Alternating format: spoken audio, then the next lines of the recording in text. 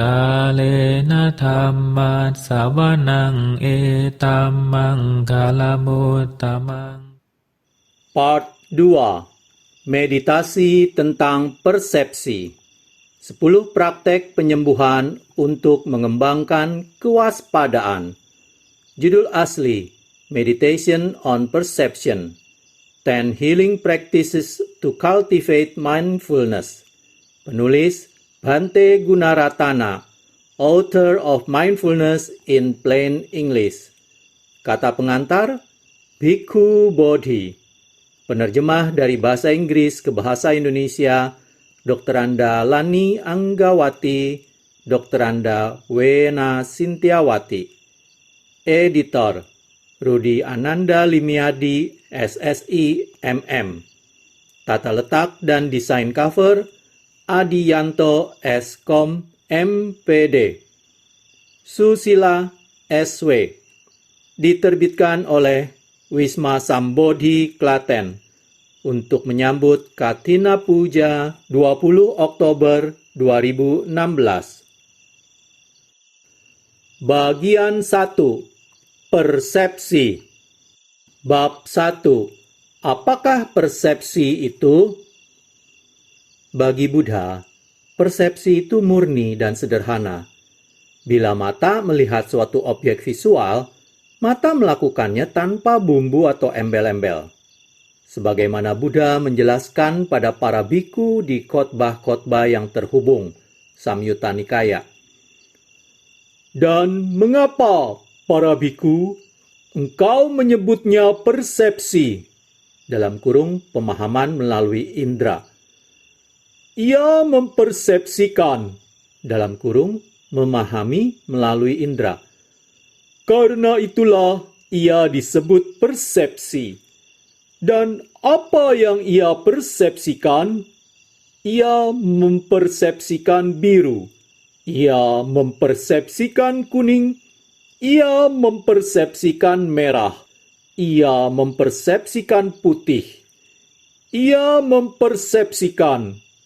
Para biku, karena itulah ia disebut persepsi. Terjemahan Bhikkhu Bodhi. Jenis persepsi yang menyampaikan informasi, seperti misalnya warna suatu objek, disebut persepsi mata. Sebagaimana Buddha menjelaskannya, proses persepsi mata berjalan seperti ini. Ketika mata yang terbuka menjumpai bentuk atau objek visual, misalnya sekuntum bunga, maka kesadaran pun muncul di pikiran. Pertemuan ketiganya ini, mata, bunga, dan kesadaran, disebut kontak. Bergantung atas kontak, perasaan muncul.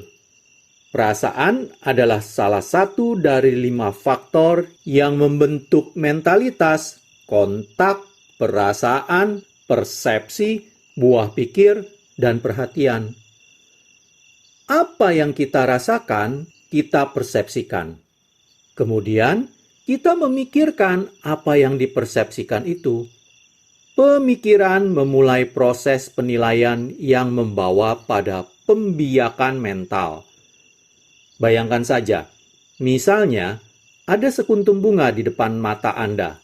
Begitu mata terbuka, mata kita menjumpai bunga itu.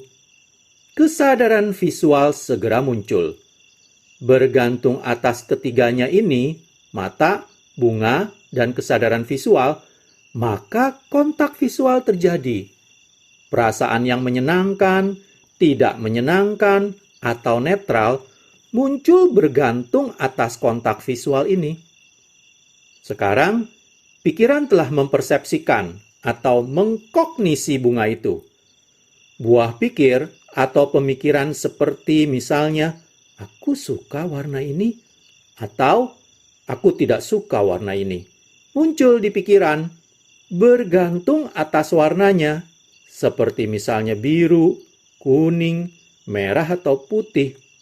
Bergantung atas warna-warna bunga yang telah kita lihat di masa lampau atau warna-warna bunga yang akan kita lihat di masa depan, pikiran kita mulai membiarkan buah pikir. Pembiakan buah pikir ini dapat bergerak di berbagai arah, menurut bentuk, ukuran, makna, komposisi kimia, penggunaan, tempat tumbuhnya, cara tumbuhnya, dan sebagainya. Dengan cara yang sama, pembiakan mental berjalan dengan suara, bau, cita rasa, sentuhan, dan buah pikir. Jadi, persepsi visual sebenarnya merupakan gabungan dari mata, bentuk, kesadaran, kontak, perhatian, dan perasaan. Tentu saja, kesadaran mengacu pada pikiran dan aktivitas-aktivitasnya. Ia merupakan landasan untuk berfungsinya faktor-faktor mental lainnya. Kontak muncul hanya bila hadir indera, objek indera, dan kesadaran, ketiga-tiganya. Perhatian merupakan suatu faktor mental yang secara sengaja membuat kesadaran terfokus pada suatu objek tertentu. Perasaan diikuti oleh persepsi. Kemudian, kita berpikir tentang apa yang dipersepsikan. Berpikir merupakan suatu keadaan pikiran yang disengaja dan mencakup buah pikir serta sekaligus respon emosi. Jika kesadaran tidak hadir, maka tidak akan muncul merasa, mempersepsikan, memikirkan, dan memperhatikan apapun. Proses-proses mental yang sama terjadi sehubungan dengan semua indera kita. Di dalam pemikiran Buddhis, ada 6 organ indera: mata, telinga, hidung, lidah, tubuh, dan pikiran. Jadi, misalnya, gabungan dari telinga, suara, kesadaran, kontak, dan perasaan akan memunculkan persepsi suara. Demikian pula, pertemuan dari hidung dan bau, lidah dan cita rasa, tubuh dan sentuhan, serta pikiran dan objek mental, seperti misalnya ide, buah pikir, gambaran mental, atau emosi, akan memunculkan kesadaran, kontak, perasaan, perhatian, dan dengan demikian persepsi. Fungsi persepsi adalah mengkognisi, atau dengan menggunakan kata yang lebih dikenal, mengenali suatu objek. Karena proses kognisi terjadi begitu cepat, maka kita mungkin tidak menyadari bahwa setiap tindakan persepsi mencakup suatu rangkaian dari langkah-langkah mental internal yang membantu kita memahami sesuatu. Sebenarnya, persepsi terjadi di dalam pikiran. Pada level yang paling sederhana, meditasi tentang persepsi memberi kita kesempatan untuk menjadi sadar terhadap peran yang dimainkan oleh pikiran dan aktivitas-aktivitasnya ketika menentukan persepsi-persepsi kita. Dan yang lebih penting, ketika menentukan apa yang kita katakan dan lakukan sebagai respon terhadap persepsi kita. Persepsi memang amat berpengaruh karena selain menentukan karakteristik yang tampak dari objek atau gambaran mental tentang objek, seperti misalnya warna, bentuk, ukuran, kekerasan, buah pikir yang mengikuti persepsi juga menilai apakah hal-hal yang kita persepsikan itu menyenangkan, tidak menyenangkan, atau bukan keduanya. Buddha mengajarkan bahwa keinginan atau keserakahan muncul secara alami di pikiran yang tidak terlatih ketika menjumpai sesuatu yang dianggapnya menyenangkan, indah, atau menarik. Ketidaksukaan atau penolakan muncul ketika pikiran menjumpai sesuatu yang dianggapnya tidak menyenangkan, jelek, atau menjijikan. Biasanya kita mengabaikan atau hanya sedikit memperhatikan sesuatu yang kita persepsikan sebagai tidak menyenangkan pun bukannya menyenangkan.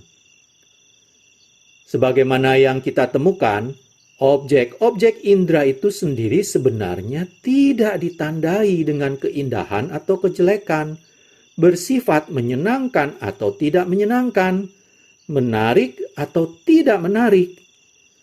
Yang menilai atau mengelompokkan semua itu adalah pemikiran tentang apa yang dipersepsikan.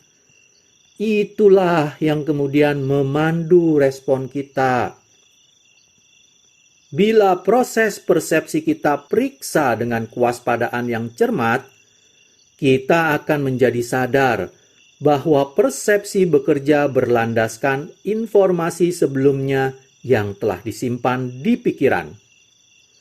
Ingatan dan pengalaman masa lalu mendorong pikiran untuk membangkitkan alasan-alasan yang menjelaskan mengapa kita percaya bahwa sesuatu yang kita persepsikan itu indah atau jelek. Sekarang, ada sistem pendidikan holistik, misalnya pelajaran apresiasi seni dan musik, dan bahkan acara memasak di TV, yang mengajar kita untuk mengelompokkan dan menilai berbagai pemandangan, suara, bau, cita rasa, sentuhan, dan ide. Tetapi, penilaian apapun yang kita bentuk tentang hal-hal yang kita persepsikan itu sebenarnya adalah konstruksi mental kita sendiri.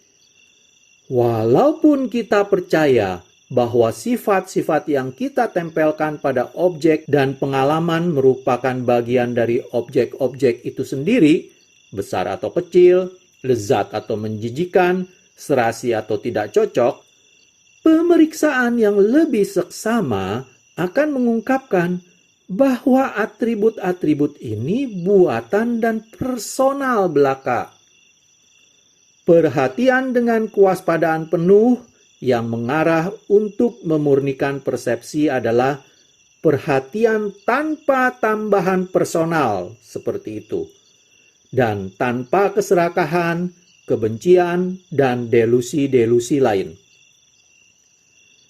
Kita dapat membuktikan sendiri bahwa persepsi itu buatan dan personal bila kita ingat betapa seringnya orang berbeda pendapat soal indah atau jelek, lezat atau menjijikan, menyenangkan atau tidak menyenangkan, tentang suatu karya seni, gaya arsitektur, pakaian, makanan, atau komposisi musik tertentu.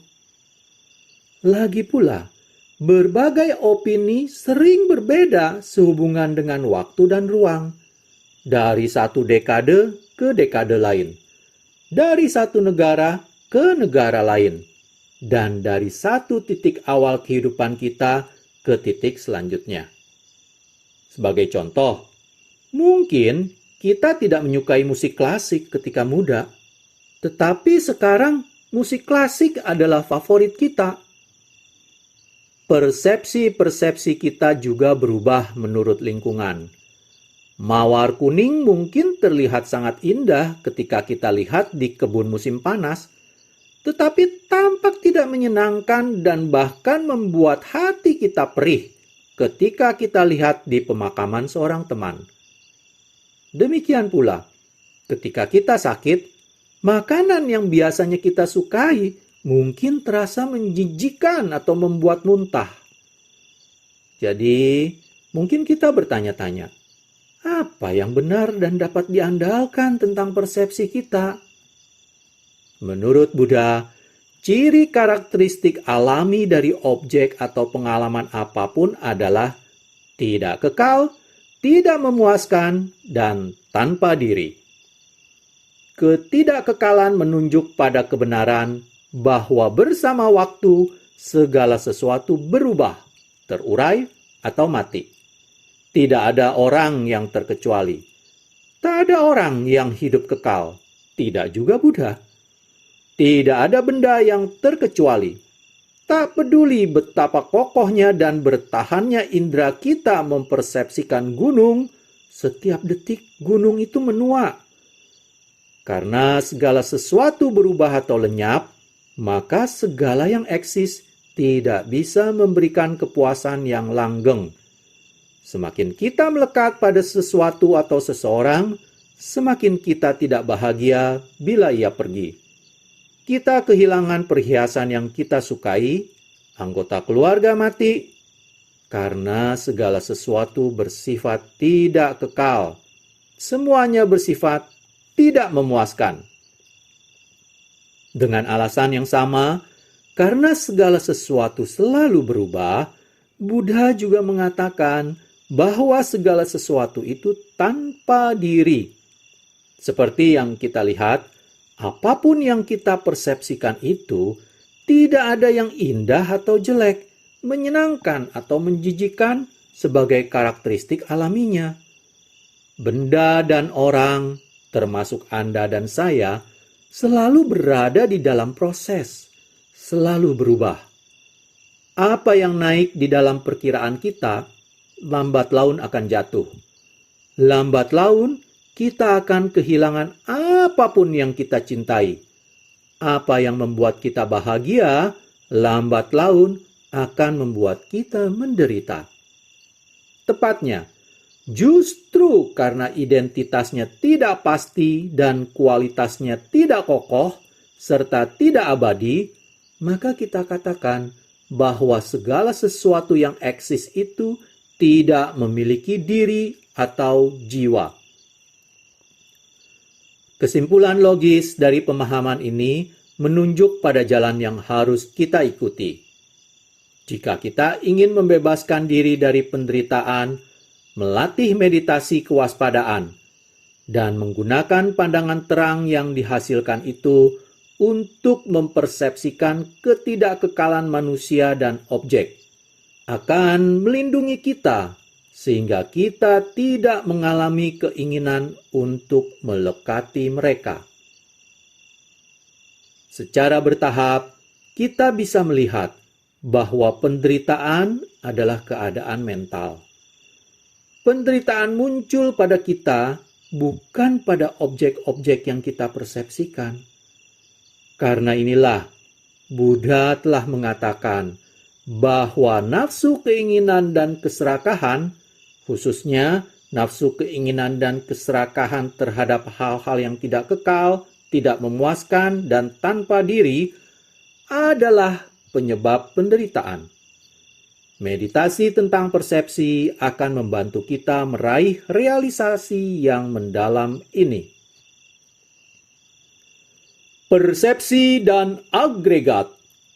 Seperti yang telah disebutkan, Buddha telah menjelaskan bahwa persepsi merupakan satu dari 5 unsur dasar dari tubuh dan pikiran.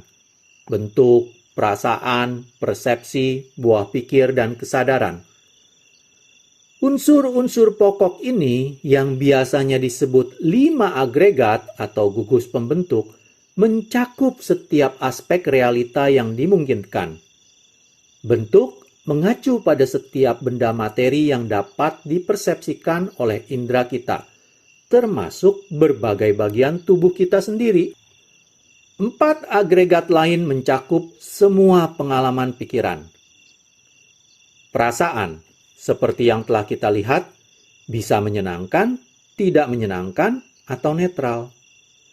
Buah pikir, kenangan, pengembaraan imajinasi, dan impian dapat muncul bergantung dari perasaan apa yang kita rasakan.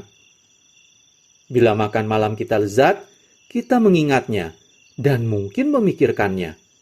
Bila perasaan kita tidak menyenangkan, buah pikir dan kenangan tentang hal itu juga cenderung tidak menyenangkan. Seperti yang telah dikatakan, perasaan muncul di pikiran karena kontak antara indera, objek, atau gambar mental, dan kesadaran. Seperti juga yang telah dikatakan, agregat persepsi muncul di pikiran sebagai hasil dari kombinasi indera, objek eksterior atau interior, kontak, kesadaran, perhatian, dan perasaan. Agregat buah pikir mencakup setiap jenis aktivitas mental, termasuk ide, fantasi, ketakutan, dan respon emosi. Agregat ini paling mudah dipahami jika kita menganggap bahwa buah pikir itu semata-mata hanyalah objek mental yang kita persepsikan secara internal. Penting juga mengenal bahwa beberapa buah pikir bersifat positif dan membantu, seperti misalnya cinta kasih dan keyakinan pada Buddha dan ajaran-ajaran beliau. Sedangkan beberapa yang lain bersifat tidak bajik dan merugikan, seperti misalnya kemarahan dan keraguan skeptis apakah ajaran-ajaran Buddha dapat membuat perbedaan di dalam kehidupan kita. Agregat kelima, kesadaran atau consciousness, mungkin merupakan yang paling sulit untuk dipahami. Kesadaran adalah kewaspadaan dasar atau yang mengetahui. Kadang kita menggunakan kata pikiran untuk menjelaskan fungsi ini. Menurut Buddha, kesadaran atau pikiran bersifat terang. Artinya, ia menebarkan cahaya pada segala sesuatu, termasuk persepsi kita. Sebenarnya, tidak ada yang disebut pikiran semata atau kesadaran semata. Kita menyimpulkan eksistensi pikiran atau kesadaran hanya berdasar atas isinya. Dengan demikian, kita dapat mengatakan bahwa kesadaran selalu berhubungan dengan suatu persepsi, buah pikir, emosi, atau objek mental lainnya. Meditasi tentang persepsi dan agregat. Salah satu cara terbaik untuk mengalami 5 agregat adalah mewaspadainya ketika sedang melatih meditasi pernafasan seperti yang dijelaskan di pendahuluan. Meditasi kewaspadaan tentang persepsi 5 agregat itu didasarkan atas instruksi Buddha pada para bhikkhu. Sebagaimana diinstruksikan oleh Buddha di Dhammapada, ajaran-ajaran beliau, Dhamma sejati, harus dipahami di dalam tubuh orang itu sendiri. Orang tidak menjunjung tinggi Dhamma hanya karena dia banyak bicara. Meskipun hanya mendengar sedikit saja, jika dia memahami Dhamma dengan tubuhnya sendiri dan tidak pernah mengabaikan Dhamma, maka dia benar-benar penjunjung tinggi Dhamma. Terjemahan Gil Fronsdal. Beginilah cara kita mempraktekkan meditasi pernafasan ini. Sementara kita berfokus pada siklus nafas masuk dan nafas keluar yang teratur, dengan lembut kita mengarahkan perhatian untuk mempersepsikan masing-masing dari 5 agregat. Kita menjadi waspada bahwa nafas itu sendiri merupakan agregat bentuk. Indra kita mempersepsikan aliran udara yang memasuki dan meninggalkan tubuh, baik di lingkaran lubang hidung maupun ketika perut naik dan turun dengan setiap nafas masuk dan nafas keluar. Kita juga mungkin mengalami tubuh sebagai bentuk karena rasa sakit di punggung atau lutut ketika duduk.